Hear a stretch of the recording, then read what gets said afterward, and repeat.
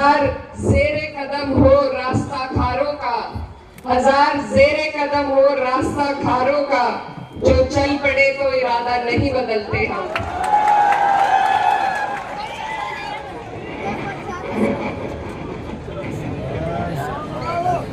अब से लगभग 1 महीना पहले हम हमारे नेता आदरणीय अखिलेश यादव जी के साथ आपके प्यारे से शहर में हमें आने का मौका मिला था, और जितनी बारिश उस दिन थी उतना ही प्यार आप सबने हमें दिया था। हम उस दिन आपका प्यार देखकर हमने ये तय कर लिया था कि हम इंशाअल्लाह मालेगांव तो जीत ही जीत रहे, और मालेगांव के सहारे हमारा आना जाना भी यहाँ पर लगा रहेगा। ये बुनकरों का शहर है, और मैं जहाँ से आती हूँ वो भी बुनकरों का शहर है। मुझे अपने शहर की खुशबू यहाँ आपके बीच महसूस होती है, और मैं उम्मीद करूंगी कि जिस तरीके से मेरे शहर कैराना वालों ने मुझे प्यार दिया, उसी तरह आप अपनी बेटी को यहाँ से निराश नहीं करेंगे बिल्कुल भी। ये जो चुनाव है ये बहुत अहम चुनाव है, इस पे पूरे देश की नजर है, और इस देश के जो हालात हैं, ऐसा लगता है कि दौरे तबाही है, शीशे की अदालत है और पत्थर की गवाही है। तो इस देश में जो हालात इस नापाक भाजपा सरकार ने बना रखे हैं, उनको बदलने का ये आपके हाथ में मौका है।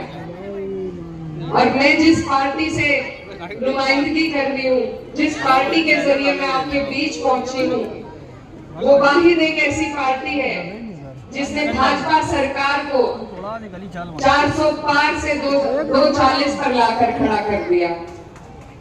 ये बहुत बड़ी बात है, इस बात की बहुत बड़ी अहमियत है, क्योंकि अगर हम संघर्ष ना करते, अगर समाजवादी पार्टी इंडिया गठबंधन को 37 एमपीओ के रूप में इतना बड़ा योगदान न देती, तो ये वक्त का बिल कब का पास कर चुके होते।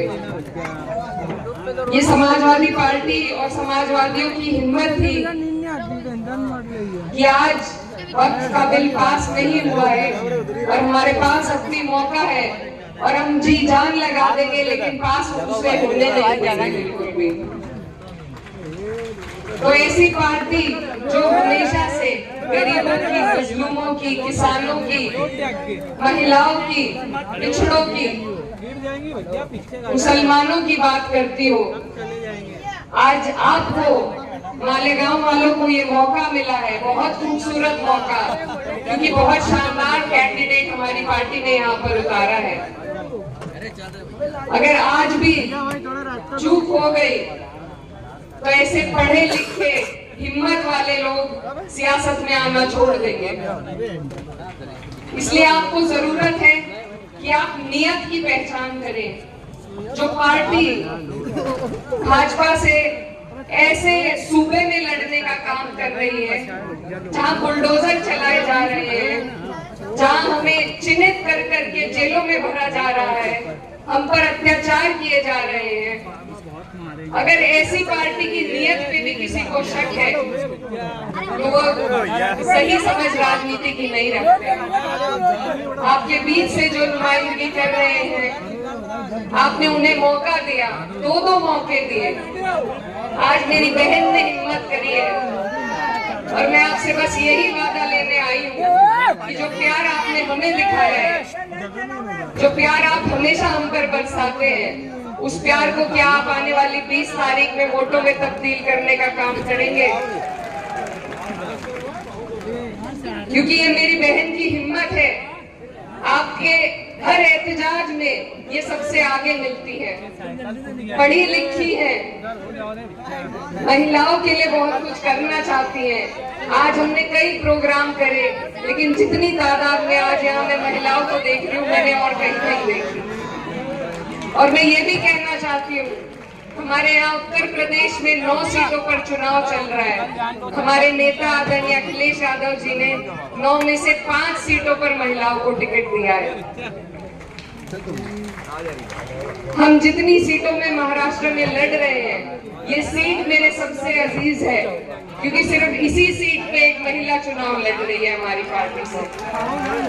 तो आपके पास मौका है, आप मुझे जितना प्यार देते हैं, आपको आज अपनी बेटी को यहाँ से जिताने का, अपने लिए खड़ा करने का मौका आपको अल्लाह ने दिया है। तो मुझे उम्मीद है कि आप मेरी बहन को यहाँ से बिल्कुल निराश नहीं करेंगे। ये चुनाव एक ऐसी बेईमान सरकार के खिलाफ हम लड़ रहे हैं, जिन्होंने जोड़ तोड़ करके, खरीद फरोख्त करके पहले सरकार बना ली थी। आज हम इंडिया अलायंस का हिस्सा हैं और यकीन के साथ मैं ये कह सकती हूँ, जो और प्रत्याशी लड़ रहे हैं शायद वो ये बात ना कह पाए कि जब मेरी बहन यहाँ से जीतेगी इंशाल्लाह, तो हम महाविकास अघाड़ी की सरकार बनाने में उनका पूरा सहयोग करेंगे और भाजपा को सरकार बनाने से रोकेंगे। तो आपको जरूरत है कि आप नियत पहचाने। आपने बहुत मौके दिए औरों को, इस बार मैं आपसे गुजारिश करने आई हूँ, अपनी बहन के लिए आपसे भीख मांगने आई हूँ कि आप लोग उसका साथ दें, उसकी हिम्मत बढ़ाएं, उसकी हौसला अफजाई करें, क्योंकि जिनकी वो बेटी है उनकी खिदमतें भी आपके बीच में है। अपने पिता की विरासत को आगे बढ़ाने की वो हिम्मत दिखा रही है। तो इसमें मेरी आप सबसे यही गुजारिश है कि इस हिम्मत में उनका साथ दें, उनके साथ कंधे से कंधा मिलाकर आप लोग खड़े रहें, क्योंकि जो आपके मुद्दे सबसे अच्छी तरीके से कोई समझ सकता है तो वो आपकी बहन है। और अगर ये एक बार का मौका है, हम सिर्फ एक बार का मौका मांग रहे हैं। अगर 5 साल इन्होंने आपके हिसाब से काम नहीं किया तो आपको दोबारा मौका मिलेगा, आप दोबारा बदल लीजिएगा। लेकिन इस बार जो प्यार हमें दिख रहा है, मैं नहीं समझती कि ये झूठ हो सकता है।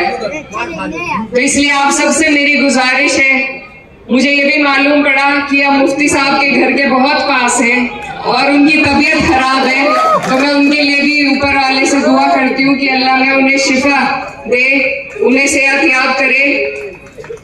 लेकिन साथ में ये भी कहना चाहती हूँ कि अब मौका है कि हम युवाओं को, पढ़े लिखे शिक्षित लोगों को और खासतौर पर बेटियों को आगे बढ़ाएं। हम अपनी कथनी को अब करनी में बदले, ये मौका आज आप लोगों के पास है।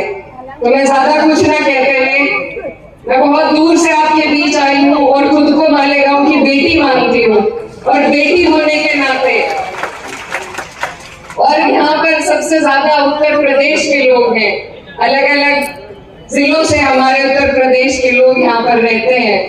तो अगर समाजवादियों का हक आप पे नहीं होगा तो किस पे होगा?